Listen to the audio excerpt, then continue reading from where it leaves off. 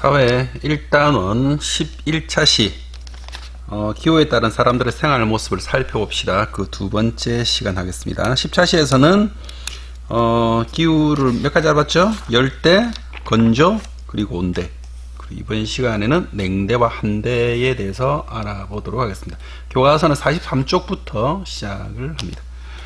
냉대 기후는 러시아, 시베리아, 캐나다와 같은 북반구의 중위도와 고위도 지역에서 널리 분포한다. 그럼 남반구에는 왜 없나요? 남반구는 육지가 북반구에 많고 남반구에 적기 때문에 상대적으로 남반구에는 없습니다. 없거나 아주 작아요.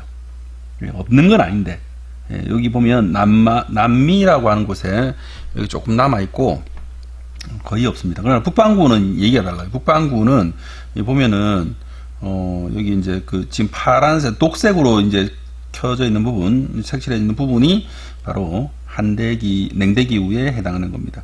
헷갈리는데 냉대보다 더 추운 건 한대라고 했어요.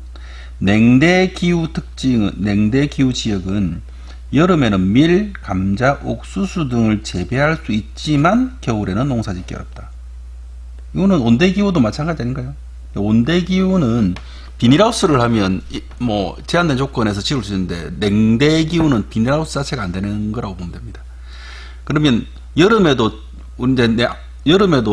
온대기후 지역에서는 벼농사까지 지을 수 있는 곳도 있는데 냉대기후에는 여름에도 밀, 감자, 옥수수 등을 재배한다는 것은 이런 작물의 특징이 아주 높은 온도를 요구하지는 않는 거예요. 그리고 많은 비도 요구하지가 않는 겁니다. 그러니까 많은 비와 높은 온도를 요구하지 않는 작물을 언제 여름에 재배할 수 있다. 그래서 전체적으로 보면 농사짓기에 그래 좋은 기후 지역은 아니다 라고 볼 수 있습니다. 또한 잎이 뾰족하고 재질이 부드러운 침엽수림이 널리 분포해 목재와 펄프의 세계적인 생산지가 되기도 한다. 이건 무슨 말이냐면 나무의 종류 중에서 크게 보면 두 가지가 있는데 활엽수가 있고 침엽수가 있어요. 활엽수라는 것은 잎이 넓은 나무들, 그리고 침엽수라는 것은 잎이 좁은 나무들, 뭐 소나무 같은 나무들이 대표적인 것이 되겠죠. 그래서 잎이 넓은 나무들은 비교적 덥거나 따뜻한 지방에서 자라고 잎이 좁은 나무들은 비교적 추운 곳에서 자랍니다. 이렇게 추운 곳에서 자라는 나무들은 한 지역에 비슷한 종류가 빽빽히 많이 자랄 가능성이 높아요. 그래서 우리나라 같은 경우에는 넓은 잎을 가진 활엽수와 좁은 잎을 가진 침엽수가 같이 존재하거든요. 그래서 이런 온대림이나 호남림이라고 부르고, 이런 냉대 지역에서는 어떤 나무가 많이 자란다? 침엽수가 많이 자라는데, 이런 침엽수는 무엇을 목재나 펄프, 여기에서 쓰는 목재라고 하는 것은 건축용 목재가 토목이나 토목용 목재를 말했습니다. 토목용 목재는 어떤 거냐면 여러분들 나무 기찻길에 이렇게 나무 같은 거 밑에 이제 박아놨죠. 침목이라고 부르는 거 뭐 이런 것들로 쓰고요.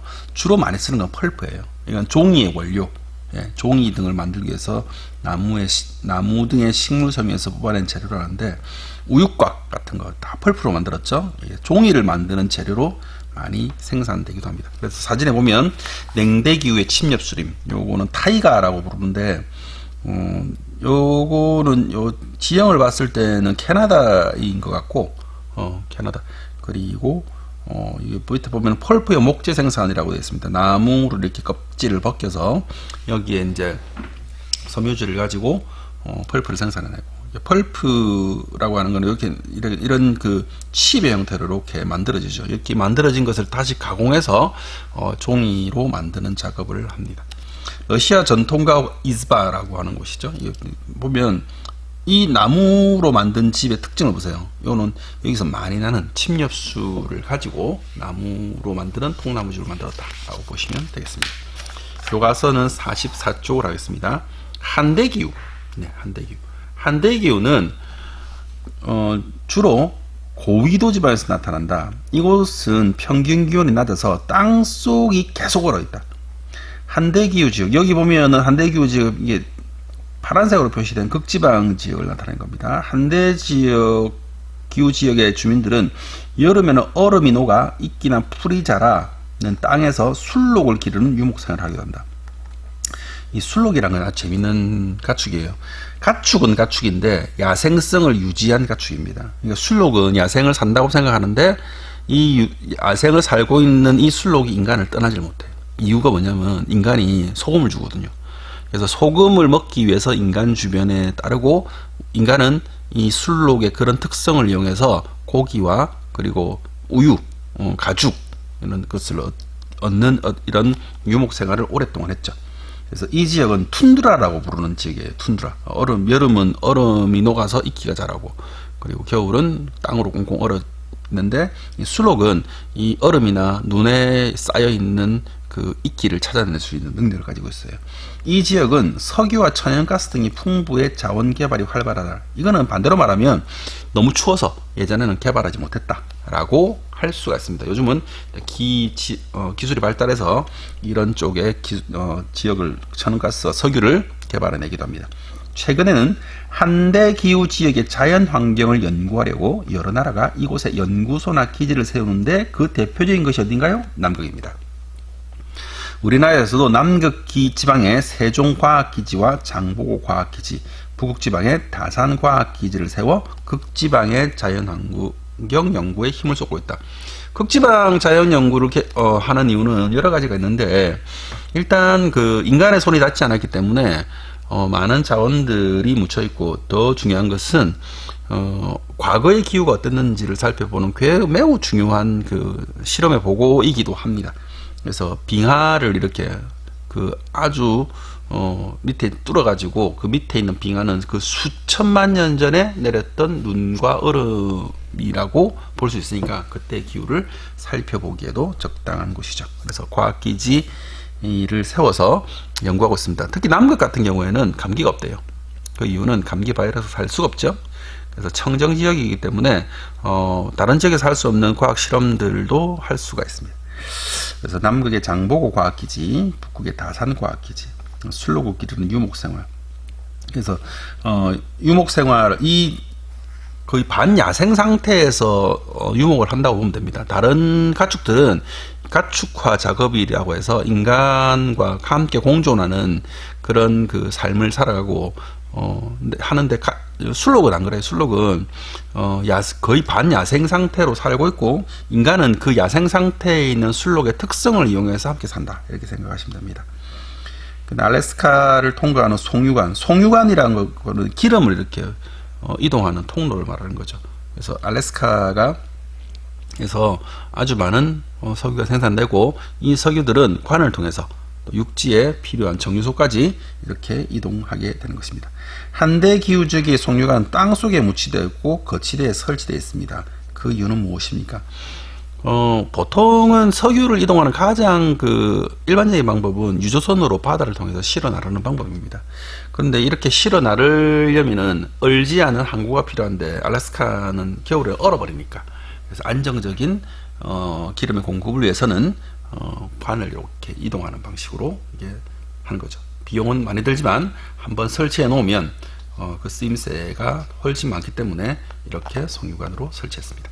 자, 영토가 남북으로 긴 칠레는 어떤 어떤 특징이 있는가? 기후에는 어떤 특징이 있는가? 칠레는 이제 남미에 있는 나라죠. 여러분 보시면은 여기부터 여기까지 이렇게 이어져 있는데 칠레가 또 특이하게 재밌는 것은 이게 땅끝 지구의 끝이라고 부르는 이렇게 우수아이아가 요 아래에 있어요. 그래서 위쪽부터 아래쪽까지 기후가 굉장히 다르게 나타나는 가장 남북으로 긴 나라가 바로 칠레입니다. 칠레는 남아메리카 대륙에 있는 국가로 남북의 길이가 약 4,300km.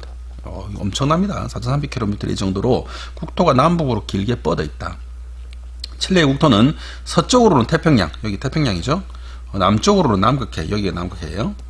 여기가 남극해의 면에 있는데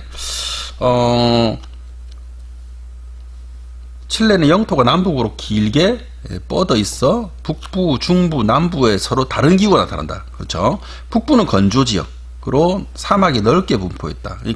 여기는 이제 건조 기후고, 여기는 온대 기후고, 여기는 한대가 되겠죠. 연평균 기온이 16도이다. 중부 지역은 온대 기후, 여름철에는 건기, 겨울철에는 우기다. 온대 기후이긴 한데 건기와 우기가 있다는 것은 또 건조기후나 열대기후의 영향을 좀 받기도 합니다. 남부지방은 한대, 냉대 한대기후가 나타나며 강수량이 풍부하고 연평균 기후는 9도씨이다. 지역별로 다른 기후가 나타나는 칠레에서는 자연 환경에 따라 다양한 생활 모습이 나타나는데, 온대기후에 나타나는 마이포는 포도 생산과 포도주 생산. 그래서 칠레는 세계적인 포도 생산을 하고 그리고 포도주를 만들기도 합니다. 그래서 와인의 생산지 중에서 가장 유명한 것은 이제 유럽에서는 프랑스와 이탈리아, 칠레 뭐 이런 곳이 있는데, 일설에 의하면 이제 프랑스에 있는 포도가 이제 전쟁 중에 칠레로 많이 이동해 와서 질 좋은 칠레 포도가 나오기도 한다고 합니다. 그리고 건조기 지역에 나타나는 아타카마 사막 근처의 구리광산. 이제 건조기후에는 건조기후이기 때문에 이렇게 농사를 짓거나 하기는 어려운데, 이렇게 자연 광물이 생산되면 또 이렇게 구리광산으로 사용되기도 합니다. 일단 냉대 한대 기후에 상산하는 마그달레나 섬의 펭귄 서식지. 펭귄은 또 추운 곳 사는 이제 생물인데, 아무래도 남극해에 가깝고, 아까 우슈아야라고 하는 이제 가장 땅끝 마을이 있고, 여기에서는 이제 또 펭귄도 서식을 합니다. 남극을 관광하는 데는 여기 우슈아야에서 가는 이제 그 유람선을 타고 남극을 관광하기도 합니다. 자, 교과서 45쪽까지 11차시 기후에 따른 사람들의 생활 모습을 살펴봅시다. 10차시, 11차시 이것으로 마치도록 하겠습니다.